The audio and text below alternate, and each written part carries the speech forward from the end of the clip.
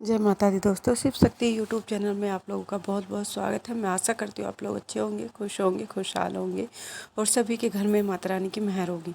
तो दोस्तों, आज हम बात कर रहे हैं कि इस पितृपक्ष आप अपनी पितरों को मात्र एक उपाय से किस प्रकार प्रसन्न कर सकते हैं। मात्र इस पितृपक्ष अगर आप अपने पितरों को प्रसन्न करना चाहते हैं, अपने पितरों को मुक्त करना चाहते हो, उनको उनके बंधन को काटना चाहते हो या भूत योनि से उन्हें आज़ाद कराना चाहते हो, या आपके घर में अगर पितृ दोष है, पितृ आपसे खुश नहीं है, तो आप कैसे इस जो ये पितृ पक्ष चलने वाले हैं इनमें किस तरह आप मात्र एक उपाय से अपने पितरों को प्रसन्न कर सकते हैं, खुश कर सकते हैं। तो मैं आज उनको सारी विधि आप लोगों को बताने जा रही हूँ। जैसा कि हम लोग जानते हैं कि हमारे जो हिंदू धर्म में देवी देवताओं को हिंदू धर्म में जितना महत्व दिया जाता है उतना ही पितरों का भी माना जाता है। ठीक है, जिस तरह देवी देवताओं के लिए अलग अलग त्योहार होते हैं जिन्हें में हम उन्हें प्रसन्न किया जाता है, उसी प्रकार पितरों के लिए श्राद्ध पथ मतलब जो पितृपक्ष होते हैं माना जाता है। और इस दौरान पितरों को नियमित श्राद्ध और तर्पण जैसे कार्य किए जाते हैं। अगर पितरों की पूजा अर्चना की जाती है ताकि उनकी आत्मा तृप्त हो सके और जीवन में किसी भी तरह की समस्या देखना ना पड़े। ठीक है, जब हमारे घर में पितृदोष होते हैं तो हमारे घर में उस पितृदोष के क्या क्या लक्षण होते हैं।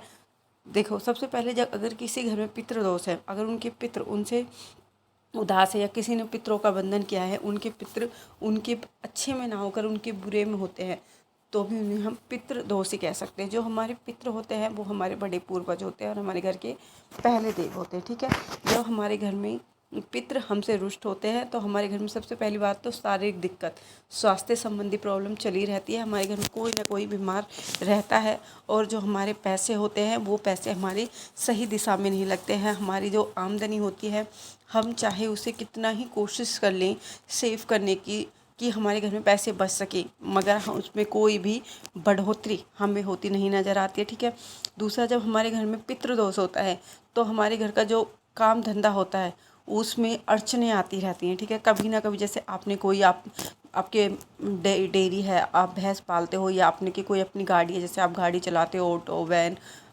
इको वगैरह कोई भी आपकी गाड़ी है जो आप गाड़ी चलाते हो, तो आप क्या देखोगे कि जब आपके पिता आपसे रुष्ट रहते हैं, आपकी गाड़ी चलते चलते अचानक ख़राब हो जाना, आपकी ढोरों में दिक्कत आ जाना, आपके पशुओं में अचानक प्रॉब्लम आ जाना, तो ये सब पितृदोष के कारण होता है। अगर पितृदोष पर्सन होते हैं तो आंखों देखिए, बात बता रही हूँ, खुद मैंने जो हमारी भैंस थी उसकी थनों से खून आते देखा था, क्योंकि फिर किसी से पूछा तो उन्होंने बताया कि हमारे पितृदोष, उस टाइम हम छोटे बच्चे थे, तो उस टाइम की बात मैं आप लोगों को बता रही हूँ। ठीक है, अगर पितृदोष जिस घर में होता है उस घर में शांति का माहौल कभी नहीं रहता, आपस में एक दूसरों से बनती नहीं है, किसी न किसी बात को लेकर आपस में लड़ाई झगड़ा रहता है। ठीक है, और ये सारे लक्षण होते हैं जिस घर में पितृदोष होता है।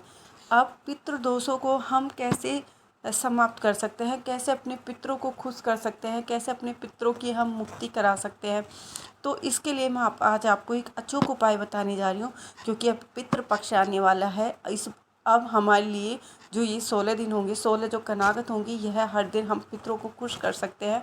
क्योंकि महीने में तो हम 2 बार निकालते हैं, जैसे हम पूर्णिमा अमावस्या को पितरों की रोटी निकालते हैं, पितरों की हाथें निकालते हैं, मगर अभी हमारे पास सुनहरा अवसर है, क्योंकि हमारे पास पूरे 16 दिन हैं जिसमें हम अपने पितरों को प्रसन्न कर सकते हैं और उनकी कृपा अपने ऊपर पा सकते हैं। तो यह पितृ हमारे पक्ष हमारे लिए बहुत अहम है। हमें पितरों को खुश करने के लिए, पितरों की मुक्ति कराने के लिए, अगर वो किसी बंधन में है, कई बार क्या होता है जो हमारे शत्रु होते हैं वो हमारे पितरों का बंधन कर देते हैं, जिससे कि हमारे पितृ हमारी सुरक्षा की जगह हमारी असुरक्षा में, मतलब वो हमारी अहित में कार्य करना शुरू हो जाते हैं। ठीक है, तो हमें इस जो ये कनागत आ रही है इसमें हमें क्या करना है मुक्ति पाने के लिए। तो सबसे पहले आपको क्या करना है, आपको ये कार्य पूरे 16 दिन करना है। जैसे 16 कनागत होंगी तो आपको पूरे 16 कनागत ये कार्य करना है। ये नहीं कि मात्र एक दिन आपने ये कार्य कर लिया तो आपके पुत्र आपसे प्रसन्न हो जाएंगे, आपसे खुश हो जाएंगे।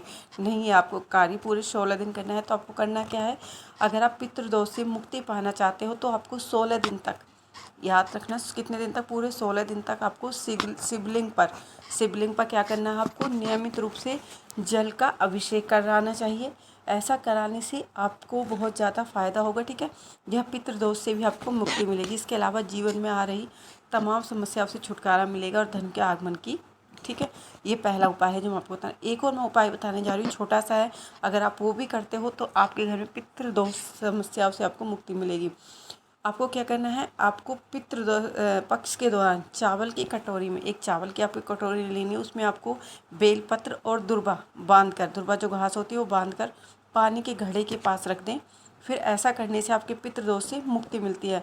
इतना ही नहीं, पितृ भी अपने लोगों से खुश रहते हैं और उनके जीवन में तमाम खुश रहने, उनके जीवन की तमाम खुशियों और समस्याओं को दूर करने में मदद करते हैं। अब आप सोच रहे होंगे कि चावल की कटोरी को रख देने के बाद क्या करना है, ठीक है। उसको मैं आपको बताने जा रही हूँ कि आपको उसका क्या करना है। तो आपको बता देती हूँ कि यह आपको 2 या 3 दिन बाद, जो आपने चावल की कटोरी ली है उसको 2 या 3 दिन बाद आपको कटोरी में बंधा हुआ बेलपत्र और दुर्वा, क्या बेलपत्र और जो दुर्वा घास थी वो आपको शिव जी की शिवलिंग पर, कहाँ अर्पित करना है, शिव जी की शिवलिंग का अर्पित कर दें और चावल को अपने घर में छिड़क दें। तभी आपको इसको पाएगा, जो आपने उपाय किया है उसी वक्त आपको इसका फ़ायदा आपको देखने का मिलेगा कि किस तरह आपके जो पितृदोष है उससे आपको छुटकारा मिलता है। हो सके तो जैसे कि पितृपक्ष है, पितृपक्ष में आप पूरे पितृपक्ष मतलब सो रहे हैं, पितृपक्ष में आप दक्षिण दिशा में हो सके तो एक दीपक दान कर सकते हैं अपने पितरों के नाम का, क्योंकि जो दक्षिण दिशा होती है वो पितरों की दिशा मानी जाती है। तो इस दिशा में दीपक दान करना बहुत अच्छा माना जाता है। तो इस पितृपक्ष अगर आप प्रति 16 दिन ऐसा करते हो तो आपके पितर आपसे खुश होते हैं। अगर आपके पितर आपसे पर्सन है तो भी खुश होता है, वो किसी बंधन में है तो उनको मुक्ति मिलती है, तो आप पर उनकी कृपा बनी रहती है। तो ये छोटे छोटे उपाय अगर आप अपनी ज़िंदगी में अपनाते हो तो आपको पितरों की जो कृपा है वो आसानी से प्राप्त हो जाती है। तो दोस्तों, मैं उम्मीद करती हूँ जो जानकारी मैंने आपको दी है आपको अच्छी लगी होगी। अगर अच्छी लगी हो तो प्लीज़ मेरे चैनल को लाइक शेयर सब्सक्राइब करना ना भूलें और बेल आइकन को ज़रूर प्रेस करें, जिससे कि मैं कोई भी नई वीडियो डालूं उसका नोटिफिकेशन आप लोगों को सबसे पहले मिल सके। जय माता दी दोस्तों, जय माता दी।